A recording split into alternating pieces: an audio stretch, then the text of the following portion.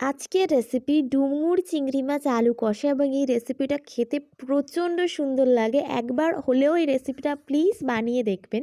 তার জন্য প্রথমে ডুমুর জোগাড় করে নিয়েছি। ডুমুরটার কাটার সঠিক প্রসেসটা একটুখানি দেখতে হবে। ডুমুরটাকে অর্ধেক করে নিচ্ছি আর সামনের বোটাটাকে ছাড়িয়ে নিচ্ছি হালকা করে। এবারে এটাকে কষ ছাড়ানোর জন্যে সামান্য পরিমাণে হলুদ দিচ্ছি। তারপর ভালো করে কচলে কচলে এর কষটা বের করে 5 মিনিট রেখে দিচ্ছি। 5 মিনিট পর এটাকে 2-3 বার ভালো করে জলে ধুয়ে নিলেই কষটা পুরোটা বেরিয়ে যাবে। একদম ফ্রেশ ডুমুরটা দেখতে লাগবে। ভিডিওটা ভালো লাগলে প্লিজ সাবস্ক্রাইব করবেন।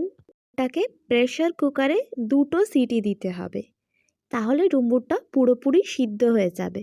ব্যাস 2টো সিটিই যথেষ্ট ডুমুরটাকে সিদ্ধ করতে। ডুমুরটা সিদ্ধ করার সময় সামান্য একটু নুন আর হলুদ দিয়ে দিতে হবে।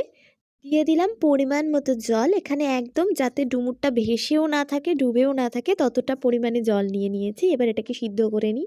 তরকারিটার জন্য সামান্য ফ্যাটানো টক দই, এখানে জিরে আর লঙ্কা সুন্দর করে বেটে নেব। বাটা মশলার মধ্যে জিরে লঙ্কা ছাড়া লাগছে আদা বাটা ও রসুন বাটা।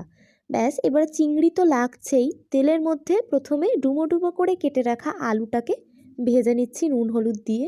এটাকে একটু বেশি সুন্দর করে ভাজতে হবে, কারণ ডুমুরটা কিন্তু সিদ্ধ করা রয়েছে, তো আলুটাকে হাফ সিদ্ধ করে নিতে হবে ভাজার সময়। তেলের মধ্যে একদম হালকা করে চিংড়িটা ভাজছি। চিংড়ি যেন লাল না হয়। 2-1 মিনিট নেড়ে চেড়েই চিংড়িটা তুলে নেব। চিংড়িটা ভাজা হয়ে গেলে কড়াইয়ে তেল দিয়ে তেজপাতা ফোড়ন দিলাম, দিয়ে দিলাম জিরে। তারপর কেটে রাখা পেঁয়াজের টুকরো দিয়ে দেব। সুন্দর করে পেঁয়াজটাকে লাল হওয়ার জন্য অপেক্ষা করব।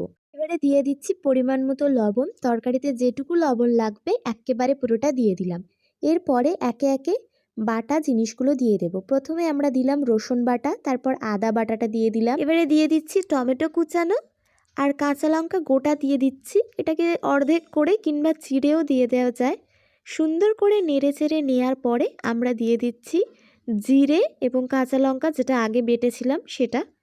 এরপরে আমরা এখানে 1 চামচ ধনে গুঁড়ো, পরিমাণ মতো হলুদ, কাশ্মীরি রেড চিলি এবং সামান্য পরিমাণে ফেটিয়ে রাখা টক দই যেটা আগে দেখিয়েছিলাম সেটা দিয়ে দিলাম।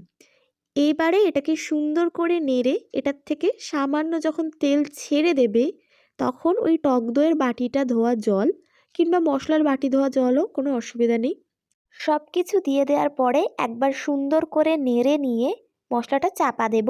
মশলাটা একটু তেল ছেড়ে দিলে সিদ্ধ করে রাখা ডুমুরটাকে এখানে দিয়ে দিলাম। ডুমুরটাকে ভালো করে নেড়ে নিয়ে তারপরে ডুমো ডুমো করে কেটে রাখা আলুটাও এর মধ্যে দিয়ে দেব। এই ঝোলটাকে পুরোটা একেবারে কষা কষা করা পর্যন্ত আমাদেরকে নেড়ে যেতে হবে মাংস কষানোর মতো। কিছুক্ষণ পরে চিংড়ি মাছ যেটা ভাজা ছিল সেটাকেও এর মধ্যে দিয়ে দিতে হবে। দিয়ে একদম সুন্দর করে কষতে হবে যতক্ষণ না পুরো জলটা না চলে যায়।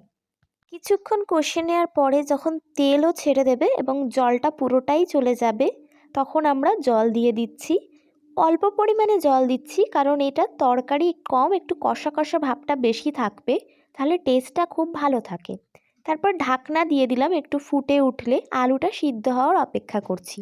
আলু সিদ্ধ হয়ে গেছে। ভিডিওটা এত দূর পর্যন্ত দেখার জন্য থ্যাংক ইউ সো মাচ। যদি ভালো লেগে থাকে একটা লাইক করে দেবেন প্লিজ। এবারে মশলার মধ্যে আমাদেরকে আরেকটুখানি অ্যাড করতে হবে। অ্যাড করছি গরম মশলা। গরম মশলাটা একদম শেষে অ্যাড করছি যাতে গন্ধটা থাকে।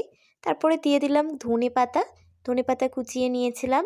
ব্যাস, এবারে আমাদের তরকারি প্রায় রেডি হয়ে গেছে। এবারে মিনিট 2 ঢাকনা দিয়ে রাখলে ঢাকনা খুললেই গরম গরম চিংড়ি আলু ডুমুরের তরকারি রেডি এবং খেতে খুবই সুন্দর হয়েছে। থ্যাংক ইউ সো মাচ ভিডিওটা এতদূর দেখার জন্য। অনেক ধন্যবাদ।